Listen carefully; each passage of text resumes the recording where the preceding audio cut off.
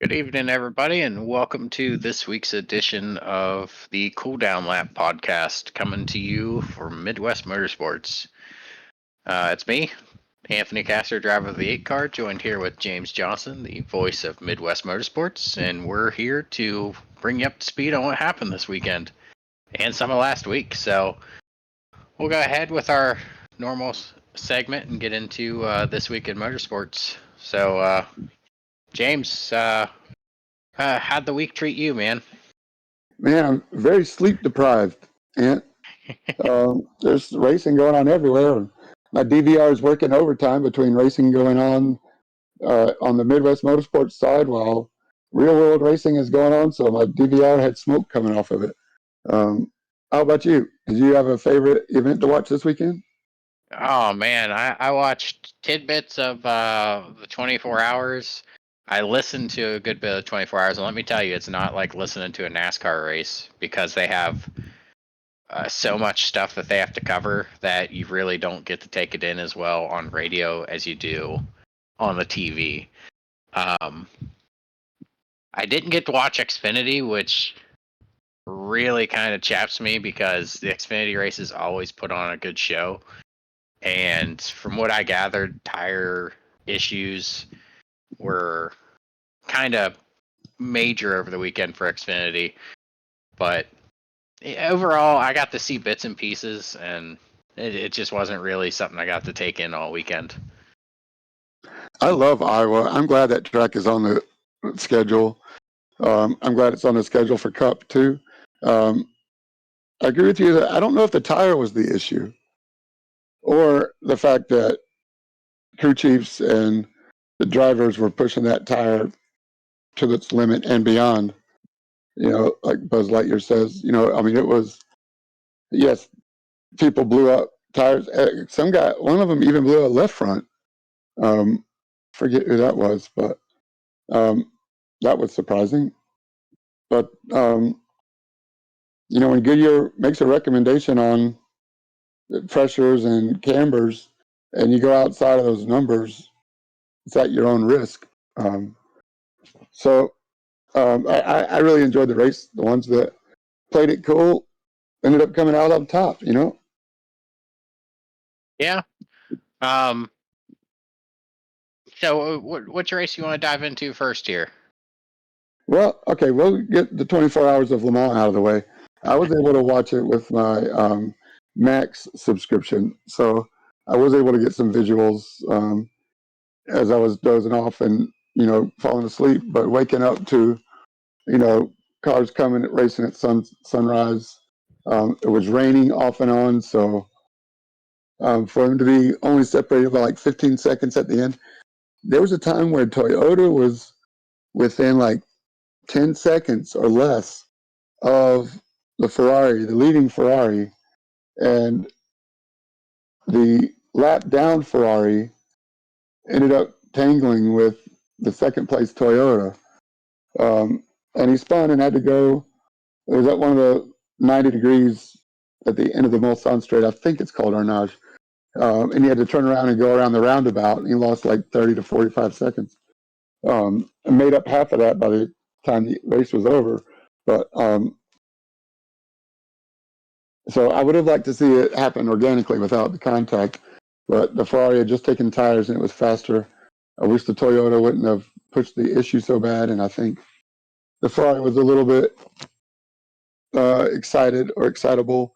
But I do wish, I don't know about the radio side of it, but I wish they would have talked more about the GT3 racing on the TV. They really focused on the hypercar, which they should. It's the top class. It's world record, like 30 cars in the hypercar class again. So it's kind of like the renaissance of the top class at Le Mans. I don't understand all the rules with front wheel drive and rear wheel drive and front wings and rear wings, and only one of them is supposed to be adjustable. I don't know all the rules, but it made for some great racing, and I like seeing all the different manufacturers in it too. Yeah, it was pretty neat to see that Ford Mustang out there running. Oh, dude. It had a pretty good sound to it. Rumbling. Yes, America was there, buddy. the American horsepower rumbling through the streets of France. You knew we were there. Yeah. But that was Le Mans. Yeah, Le Mans. Like I said, I wish I could have watched more of it. Between work and just taking Maybe. care of the kid and everything. Yes, taking care of the kid and everything. So I just yeah. didn't get to enjoy it. Well, let me ask you this, since you brought it up. That was your first Father's Day, Ant. Congratulations, man. Oh yeah, my first Father's Day was actually pretty interesting. The wife went all out, bought a bunch of stuff, and it was strange. I'm not used to Greatest dad celebrating. ever T-shirt and a. Dude, so there are T-shirts, and here in about 2 months, whenever the baby can fit the shirt, pictures will be dropping because they are race shirts. Nice. Yeah, so I'm excited to see those get put to use. But overall, it was a good day. I got to clean up the motorcycles, wash mine, wash the wife's motorcycles, got them all cleaned up, and just kind of relaxed a little. Awesome, man. Awesome. But thank you for the reminder to give a shout out to all the fathers here in the league and any future fathers in the league that are expecting here. Hope you all enjoyed the weekend and got to relax or do whatever you needed to do. Absolutely. Great reminder, James. Yeah. Um, Well, let's talk about NASCAR, man. Did you watch anything from Iowa on Sunday? I know you said you missed Saturday, but yeah, well, I missed Saturday and Sunday. We we were had racing. we had the Richmond race from. Oh my Get you gosh. double hockey sticks. Yeah, it was well, I can't say nightmare. I've seen worse races, but it was something to behold, I would say. I think the week off kind of messed with everybody's circuitry. Right? But we'll touch up on our NASCAR race. But I got to watch probably the last 30 laps of the race. Seen Ryan Blaney was going to pull it out, and that's good for him. He needed that win, get him into the playoffs. He's been so close a couple times this season, and it's good that he is able to snatch that one up and actually finish it. But did you get to watch any? Like, did you have two screens running or?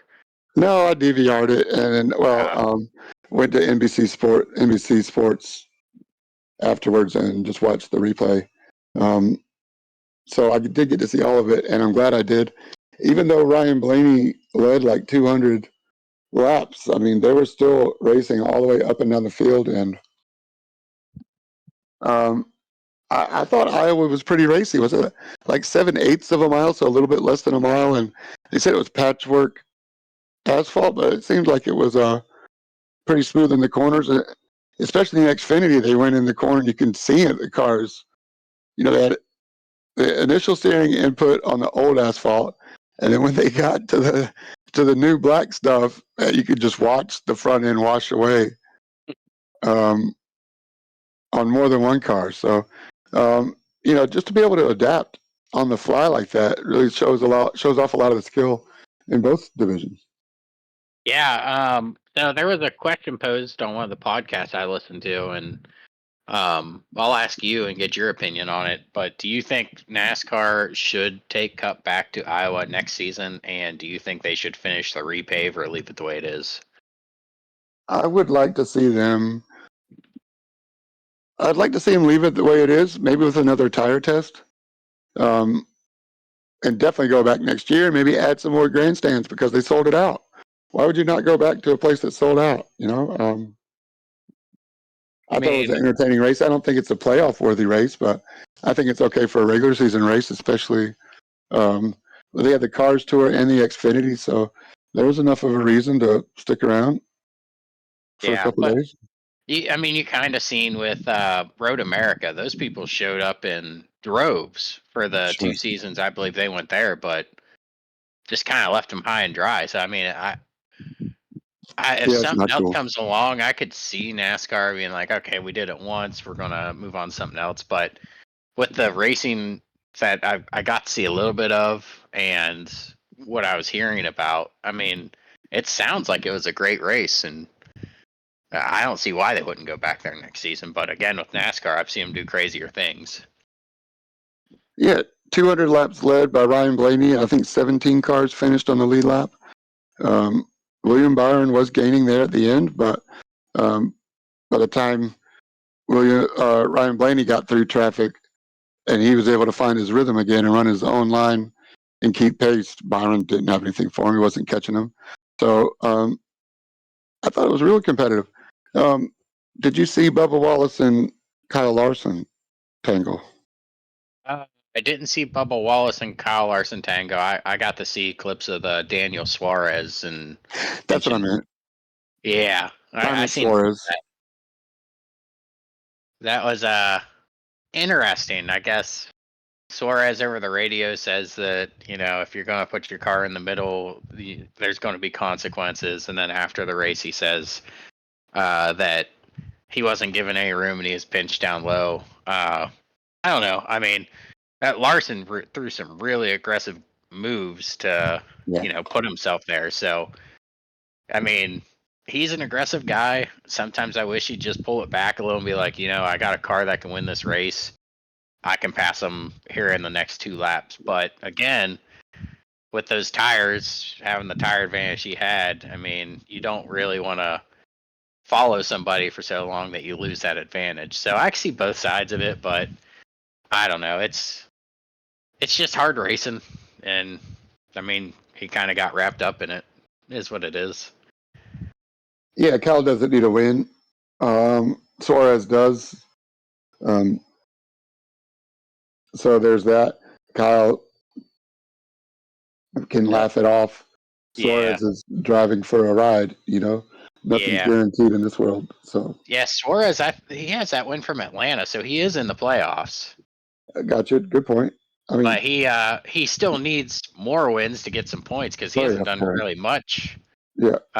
Because he hasn't done much in any of the other races. He just got the Atlanta win so far, but he is the winningest so far this season, winningest Trackhouse driver because the other guy hasn't done much in the winning department.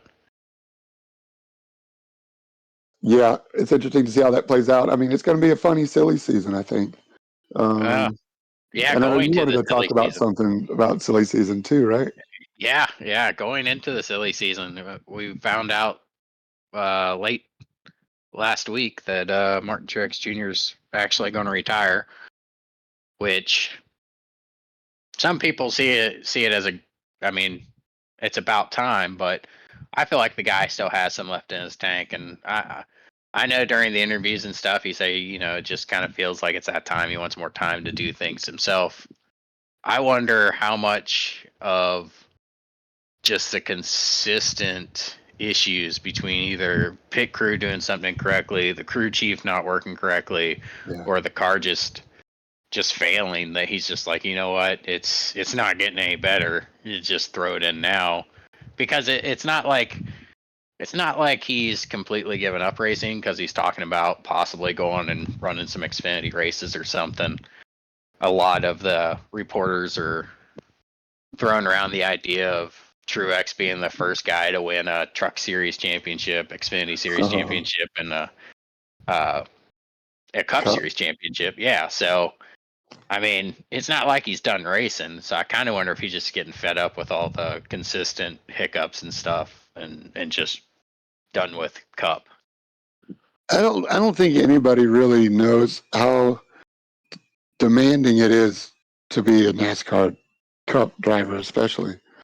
I mean, you got to have 100% focus on all aspects of it, all year round, every day, every week, between your personal trainer and you have to run your own LLC business. MartinTruex.com with all your managers and fitness experts and scheduling. All that. It's got to be a headache and a drain, and you have to be really motivated to want to do it. And if you're not competing for a win, I can understand his questioning, why am I doing this? What am I doing? Yeah. I'm glad that he's doing it on his terms and he's not being forced out. His sponsor would still back him. I think. I'm pretty sure that's probably a lifetime trade between them guys in Bass Pro, and is Well, Bass Pro going to stick around with Gibbs, or are they going to go somewhere else? well, a lot of the reporting is that Bass Pro is going to go with Gregson now. Yeah. And I mean, there's the connection there was Truex because he is an avid outdoorsman. I don't know how much of an outdoorsman Gregson is, but maybe he just has the personality that kind of uh, coincides with what Bass Pro Shops wants. But it's I'm hearing a lot of driver changes this season to kind of shake things up. I think they're talking Briscoe to the 19, Wow.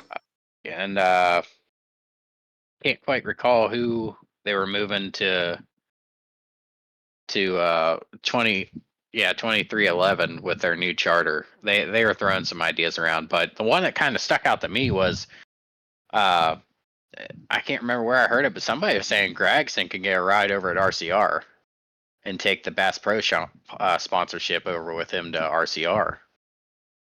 Why would he do that? I have no idea, but that they're saying What is that RCR doing? right now, not much. I mean, they're trying to run off Kyle Busch. Yep. um, but yeah, from what I'm gathering, they're saying that RCR could be a viable seat for him. I can't quite recall who's going into the 21. I know initially it was everybody thinking Briscoe was going to go into the 21 there at the Wood Brothers, but it's looking like that ain't going to happen. And Priest is going Yeah. back to Xfinity because there ain't no way he's getting a Cup ride. He hasn't done anything yet. Yeah. Part of me would like to see Josh Berry go to the Wood Brothers in a way, only because he kind of has like that coming up through the ranks kind of fight story, and it seems like that's something that the Wood Brothers could kind of get behind. And if he starts winning with them, it'd be a great story. But I don't know. The chances of him going there are pretty slim. So who I'm, knows? I mean, it's going to be a crazy season. I'm surprised that Dale Jr. Motorsports isn't pushing Sam Mayer more. I think he has shown some ability to run up front. Granted, he's got good equipment, but I think he's approachable. A sponsor would like him, and he seems to be fast and motivated. I don't think you should overlook Sam Mayer. No, not at all. But I mean, yeah, you can't overlook Sam Mayer, but Like you said, there's a lot. It's musical chairs, yeah, The there's music a doesn't lot stop. going on. Yeah. That's probably the most since in my memory, since I've started watching NASCAR. I think this is the most that's been moving around in a single season, and it ain't even like you aren't even to the playoffs yet. When teams start to really talk about, yeah, we're gonna make a driver change or this, like all this stuff's coming up now. So it's gonna be an interesting offseason, man. Yeah. Love it. Got to refigure out whose number's what. And where they going this weekend? Loudon, right? Yep, up in New Hampshire. In all honesty, I don't know why. I feel like Martin Truex could win that race. Let's go. I hope he does. I hope he goes out on a high note and at least makes the playoffs. Yeah, I think they're saying 2 more wins, and he's at 50. So if he gets 2 more wins, he'll end with 50 on his career. So be good to see. I'm sure he'd be happy with one. Yeah, I'm sure he'd like to go out with at least one. But I think that pretty much covers everything that happened over the last week, wouldn't you? Yeah, man. Yeah, I'm happy. All right. So So move on to Midwest. yeah, we'll move on to the Midwest news. So Road Series is out in Sebring, correct? Correct. Down in Florida, one of the most less elevation changes of all that we go to. It was pretty flat all the way around. Old airport. It was absolutely awesome race, and it was at night. It started at night and it ended at night. So our camera guy Adam was put to the test with being able to find the racing and find the right cameras at the right time to showcase all the racing because there was racing everywhere. Absolutely incredible racing. 30 drivers showed up. We're having such a great Road Series GT4, and there's only 2 races left. So to have this high of a car count at the very end, the Pro and the AM classes, they're not decided yet, but there's 3 clear top dogs in both divisions. So, but it's just so much fun that everybody really enjoys to show up. It's very respectful. Now, at the same time, there were a lot of incidents this week. A lot to review after the race. A lot of contact that could have been avoidable. A couple of oopses, mistakes happen. I'm really not going to call any one driver out because you know who you are. But at the end of the day, I didn't see a lot of retaliation or anything like that. People just kind of get on with it.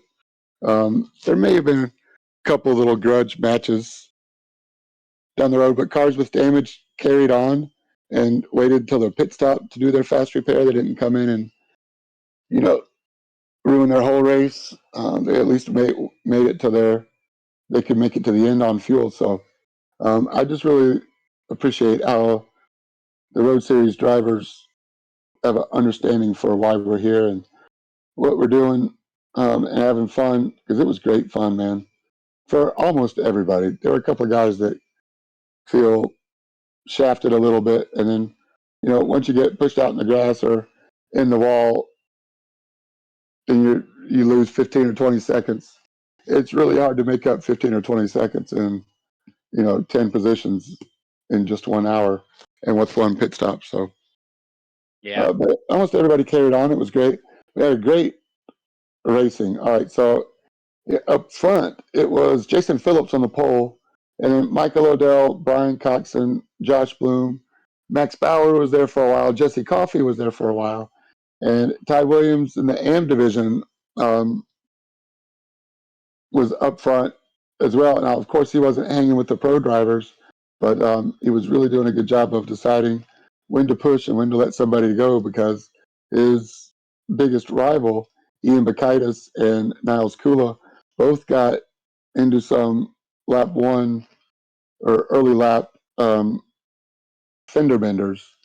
So he had like a 5 or 8 position lead on the second place in the M division. So, the way the points work, each position makes a big difference in points in that same division. So it's not like second place gets second place points no matter where he finishes. If second place in the M division is 14th and first place in the M division is 8th, 8th gets 8th place points, 14th gets 14th place points. So that's a big point swing. So I think Ty Williams did a great job. He brought home the AM win, and Ian Bakaitis was further down. By the time they got done, he was 18th, and he was second in the AM division. And Ty was finished the race 7th. So 11 spot point advantage for Ty Williams, who gained a lot, but still missed a race. So Ian Bakaitis has the points championship on the AM side. Up front for the pros, though, Michael Odell, Brian Coxon, and Jason Phillips were putting on a clinic. Brian Coxon was out front with Josh Bloom, and then Josh Bloom, I believe he lost it on his own, but he was pushing. He had to push. I could be wrong about that. Josh, forgive me, Mr. Bloom, if I was wrong about any contact or anything, but I think he self-spun or had a snap oversteer moment and ended up in the barrier. I had to throw it in reverse, but he still ended up finishing 4th. So up front, Brian Coxon, Jason Phillips, Michael Odell were running 1, 2, 3 for the entire race with Brian Coxon in the lead. Through the pit stop, same thing. They come out, Brian Coxon, Michael Odell, Jason Phillips. And then Jason Phillips went in deep at the hairpin, and instead of crashing Brian Coxon, he went and crashed himself, basically, turned right into the dirt, went off the track in front of him. Brian Coxon repassed and was able to chase Michael Odell down. but by then he was like 10, 15 seconds behind um, the top two. So then there were only two left for the final 15 minutes. Michael Odell was stalking Brian Coxon like a shark on a prey and just would not let him go, filling up his mirrors. It was absolutely incredible how close these guys were. Lap after lap after lap after corner after corner. At Sebring, huge track, and coming on the last lap, okay, two to go, coming to the white. Michael Odell gets in front. Brian Coxon repasses halfway through the lap. Then Brian Coxon leads all the way to the last straightaway.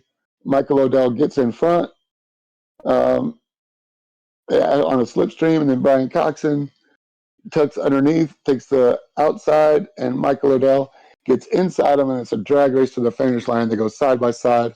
Michael Odell ended up winning by 0.5 seconds. I think his nose was at Brian's nose was at Michael Odell's door, but they went side by side across the finish line, and Michael Odell got the win. And it was a really fun interview afterward because he was pumped up, and it was such clean racing with Brian Cox and Jason Phillips sabotaged his own run to not take out Brian after the race that they were having. So it just goes to show that. And Jason Phillips still ended up finishing third. So Yeah. it So was incredible. I have the winner posters up, and Okay. that is a. I was going to ask you if that was the finish there. There it is. That's it. That Michael is Odell photo. Yep. that is a heck of a finish, and it seems like every week during the Yeah. road series, I keep hearing about these close finishes. So great job, road guys, especially the fact you guys can do this on a weekly basis. Yes. Kudos to y'all. Man, it was so much fun.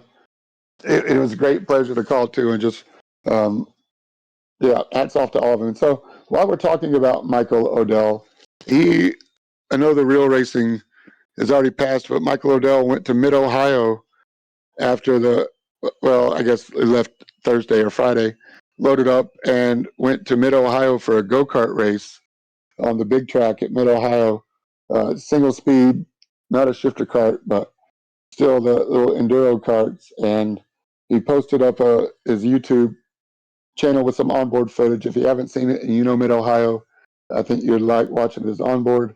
Scroll up through the Road Series chat and you'll find it. But yeah, so and he ended up getting second on Saturday, and he was winning by 15 seconds on Sunday, and then his engine blew up with 2 laps to go. So he made some changes to the gears, and I don't know if that was it, but motor didn't last as long as the driver did. So he ended up packing it up, going home. But shout out to Michael Odell for a good in real life go kart race this weekend at Mid Ohio. Yeah, putting it together in the sim and on the track. Nice job, Yep. man. Yep. There's the results. You got them up. Yep. Just flashing over now to the Pro Division Championship standings. Looks like Brian Coxon has the lead there. Jason Phillips in second. Michael Odell. I mean, on the tear he's been on, do you think he can close in on Phillips or Coxon and make this three-way fight here? Well, I think 1,200 points is kind of a lot to gain with just 2 races left. I'm not going to say he can't do it because anything's possible, especially with bonus points and somebody misses a race. But I had a terrible race. yeah, I think Michael Odell is a race down. Let's see. Let me go to standings and look at the full page. Shout out to Steve Hansel for doing an awesome website. Very easy to move Oh, it's around. so easy to navigate. It's clean. Yeah. Everything is right there that you need. Great job, Steve. No, they all got 13 starts. So 2 wins, 5 podiums compared to 8 and 9 podiums. So Michael's had a couple of bad races, 3 fewer top 5s, 4 fewer podiums than Jason Phillips. But Brian Coxon, 100 points so ahead of Jason Phillips. That is not decided yet for sure. That's going down to the wire there. And we had GT4s at Monza coming up next Tuesday, tomorrow. 1 hour at Monza. Um, yeah, I'm sure you're familiar with the Italian long straightaway track with chicanes at the end of Yep. every Yep. I'm straight. familiar with it. It's a Yeah, nice track. that's incredible. A lot of history there. I'm Should we gonna go go to ahead. I'm gonna Monza go and then ahead and Chicago? yeah, I'm gonna go ahead and flash over to the Yep, AM division here. sure. Looks like you got Ian Bakaitis in the lead there with I Williams 305 points behind, and Niles Kula 840 behind the leader, 535 behind Ty. So that's a little bit closer in the top three than the pro division was. At Yep. least with Niles in the conversation there. So Yeah, and Niles had a bad race at Sebring. He got tangled up with Justin Thaler, and I think they had a grudge match going down the front straightaway. Hard to place blame on anybody. I think they both could be blamed a little bit for it, but it definitely could have been avoided. I think if Niles wanted to gain more points instead of proving a point, Niles could have had a better finish at Sebring, but he didn't. So that's why he's 535 points back. He and Ty Williams both missed a race compared to Bakaitis. So Bakaitis has a full race ahead, and to only be 300 points ahead, I mean, that's still quite a few positions. Ian Bakaitis has to play defense, but he can't have another Sebring. Definitely can't have two more Sebrings where he has two bad races. That 300 points will go away quick. yeah, that's opening the door there. Yep. I know. I know. Ty is a good, He's a bird aggressive dog. driver. Yep. Yeah, he'll go at it. So it'll be fun to watch over the next two races. I agree. Thanks for letting me talk about it, Ant. I had a lot of fun calling the road race. Not a problem, man. So we'll go ahead and move on to the truck series for the weekend. They were out in Texas. Unfortunately, I didn't get to watch that one, and after reading some of the comments, I might not watch it because I ain't got the kind of time to sit there. Yeah, I had a little Jerry Maguire moment after the race, and I slept on it overnight to make sure I wanted to say it, and I thought about not making that announcement, but I figured it'd be okay if I went ahead and just made a post, just to remind everybody why we're here. I mean, 11 cautions with 42 laps. Now, I get it, man. Everybody's racing. We're here to have fun. It's, a new update. Okay, we can find blame to go around, but I still think, again, the guys with the wheel and the pedals in the sim rig Yep. have control at the end of the day. So it's all good. I mean, it is what it is.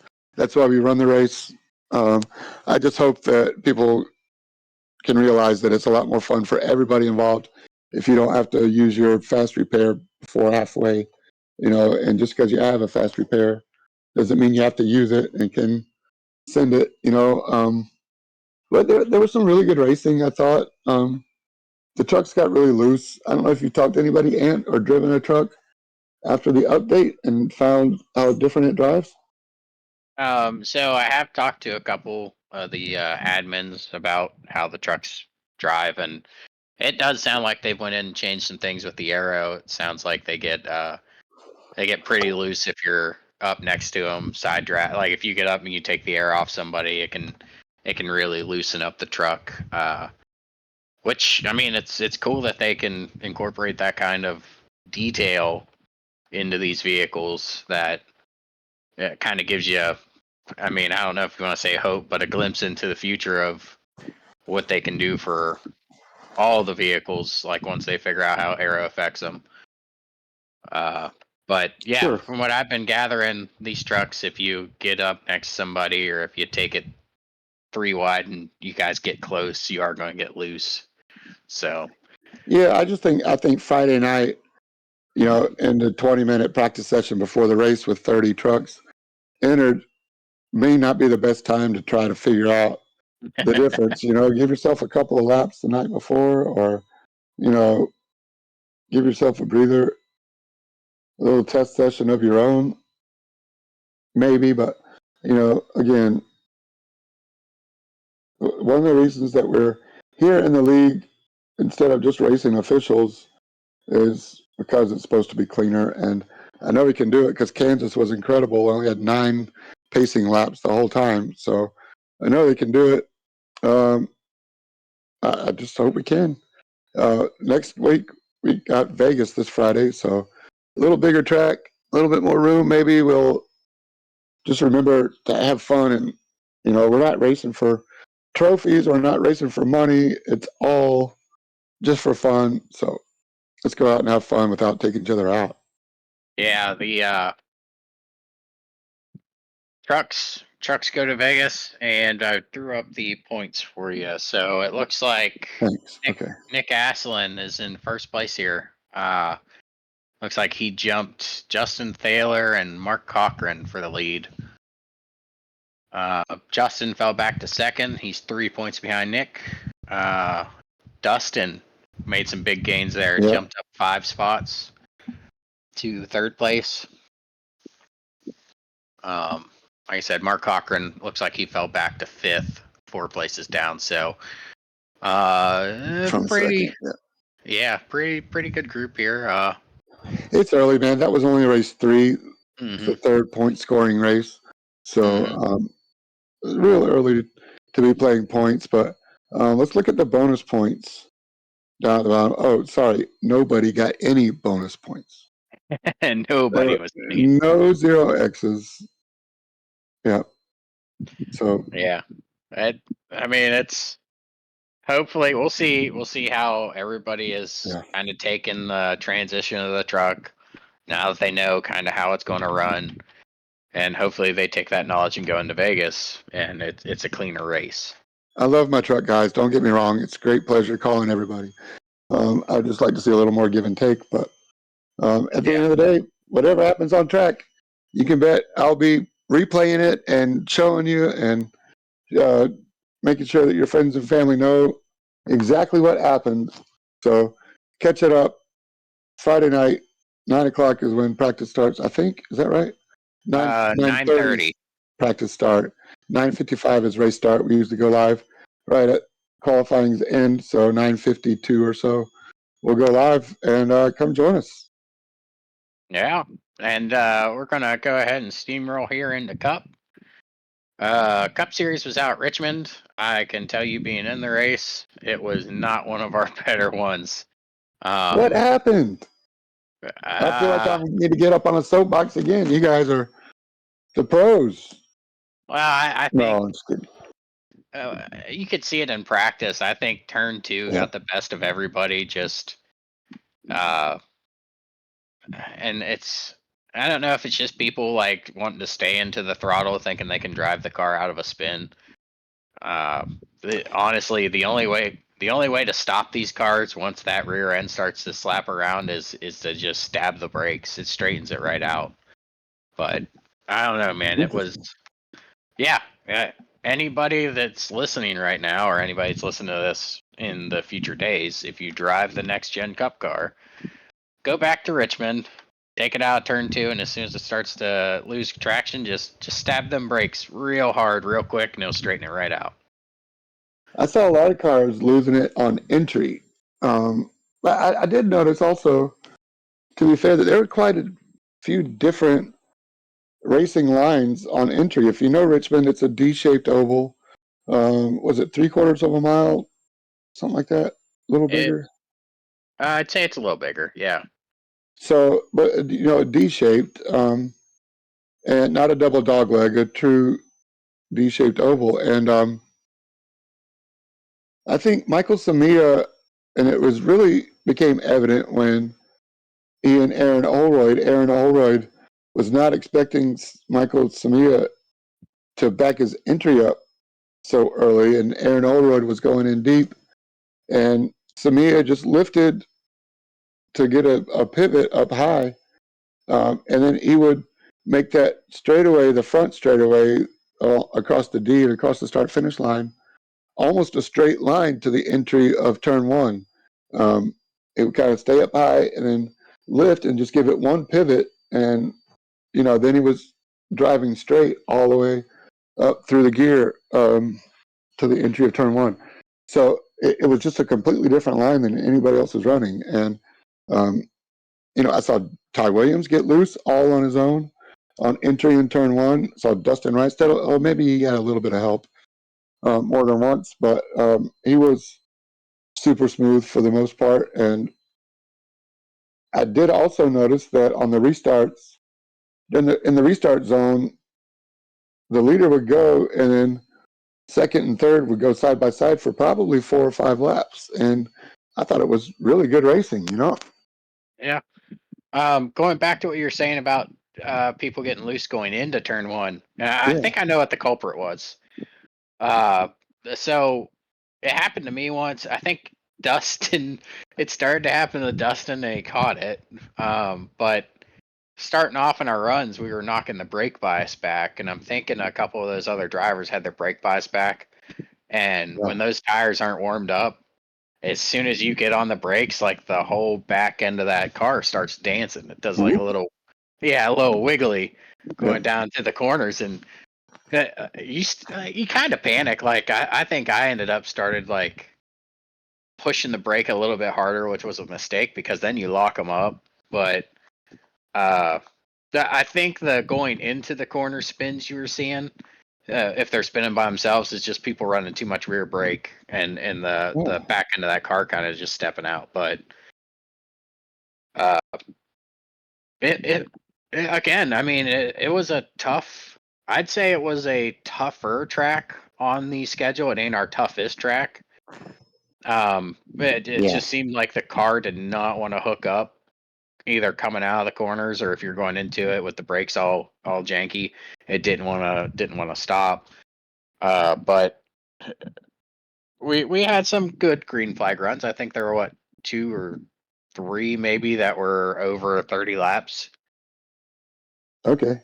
And Yeah, I don't think there were any green flag stops. there was. There was. Were there? Okay. It Maybe ended not up. up front. I wasn't paying attention. It ended up coming back and biting Dustin, myself, Ty, and John Daniels.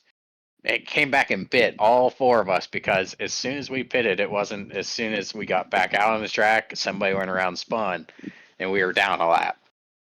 I want to say it was probably the last. It was right around lap 155, I think.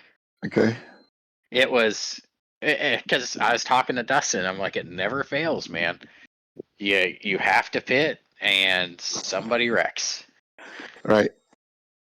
But overall, again, with same kind of sentiment with the Cup guys. I really hope after that off week, shake the cobwebs out at Richmond, and we can head on to Michigan. Michigan, yes. And run a much cleaner race. I certainly don't like running 5 laps, throw a caution, running 10 laps, throw a caution. I like to let that race play out and get some strategy going. Yeah, you're right. I agree. The strategy makes it very interesting, and kind of throws a curveball to where anybody might get it just right by chance and throw everything off. Yeah, and going back to this talk of strategy, am I correct in stating that Walker won this race on just pure risk of I'm going to stay out, I'm going to run this tank as long as I can. That's right. Knowing that there's going to be a couple more cautions to get me through to the end of the race. Initially, when he didn't pit, I'm like, there ain't no way he makes it. Yep. It was like 120 he came in. Whatever pit lap that was, 123 or 125, something like that. That was his final stop. Hats off to you, sir. I mean, that's when they talk about races and having to take risks to actually pull a race win off. That's how you do it. He went out there, he risked it. He's like, either I'm going to run out of fuel, or I'm going to have to pit and go to the end, or I'm going to win this thing. And that's good job to you, man. Yeah, he survived like 3 restarts there at the end with a couple of people. Brandon Thayer, Justin Thaler was started right behind him. once, and he ended up getting side by side with Brandon Thayer, and Thayer ended up passing him, and then finally Ty Williams passed him. So Justin Thayer almost had a podium there as well. But yeah, full credit to Walker McNulty for having the restart, choosing whatever he chose. I think he mixed that up. First couple of times he chose the inside, and the final one he was on the outside, and just got the jump and let everybody else go side by side behind him and run smooth and consistent laps. And he didn't pull away, but nobody could catch him. He had to do like a 3-lap run at the end. It was like a green white checker +1. Mm-hmm. So congrats to Walker for his first Midwest Motorsports win. He was super happy after the race. If you heard him on the interview, especially on Father's Day, he had his dad with him, spotting for him. So it was a great way to spend Father's Day. And that's a memory that those two will have forever. Walker's first win with his dad spotting him on Father's Day at Richmond. That's awesome there. Yep. Well, so shout out to you, Walker and Randy. Yeah, good job, guys. Where are we at the points? Spotter. So with our points, looks like JT's leading the points still. Ty Williams leapfrogged me. He's second place now. I fell down to third. Dustin's there in fourth, and Walker got a heck of a jump there. He's up in fifth with that win. So it's again third race of the season. So we'll start to see a little bit more parity here in the next 2 weeks, especially I think when Sonoma hits 2 weeks from now. So it's going to be some good racing. Yeah, there's a lot of good road racers in here. I mean, we know Ty Williams has proven his road series prowess by doing what he's doing in the M division. And Walker runs the McLaren in the road division. He hasn't had great finishes, but he's always, on the asphalt. He very rarely runs off. So I think he could be a competitor. Justin Thayer knows Sonoma, really well. So Yant, Sonoma. Michael Samia knows. Aaron's great. I mean, I'm having fun with the Cup Series, man. There's some new blood in the series, which I love to see. And I think as the more they race with us, the more they'll realize that this really is just a fun league, and we're here to have fun. And it's not about winning and dive bombing everybody. It's really about having fun. So hopefully we'll have some more green flag runs at Michigan as they run right up against the wall. Yeah, we had discussion after the race in Richmond, kind of like just getting an idea how the Michigan race is going to run. I'm thinking there's going to be 3 different racing lines there. Nice. And I'm hoping that all 3 lines are just as fast, but there's going to be one that's going to be a dominant line. So we'll see how it goes. Again, hopefully the guys come into it, clear their heads out, get some practice in both trucks and Cup, and let's put back on some good, clean racing, and make the league what it's supposed to be, a great place to race. Yep. So that's about all I got for the night, James. That's all I got, man. So this week we got Monza Tuesday, tomorrow night, Vegas for the trucks, and Michigan for the Cup cars. You're not going to want to miss it. I'm looking forward to it. I love calling the races. I'm having a good time. I'd like to see my buddy Ant get up front a little more often, man. You were up front a little bit this week, man, so that was fun. Congrats. I hope you're having fun with it. Yeah, it was a good time. Again, it's I want to get a couple more wins this season to hit my goal, but I told you when you asked me at Kansas, top 10 finish in Richmond. That's what I'm aiming for, and I got it. So right on. We'll see how the rest of the goals go. I know we were missing a couple of guys as well on the Cup side. Jason Huffman, Kevin Mayer, some other guys maybe had father duties, maybe, or for whatever reason missed the race. So I'm hoping that we can show up on Sunday for the Cup Series. Oh yeah.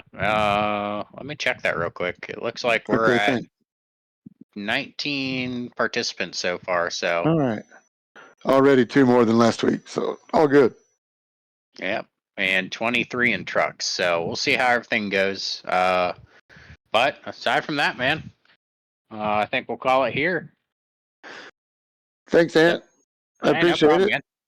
you have yourself a great week. Everybody listening, hope you all have a great week.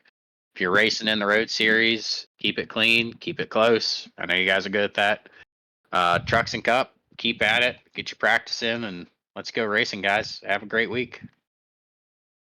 That's it. Thanks to Antcaster for hosting the show and running the broadcast. I'm James J, reminding you to stay in your lane.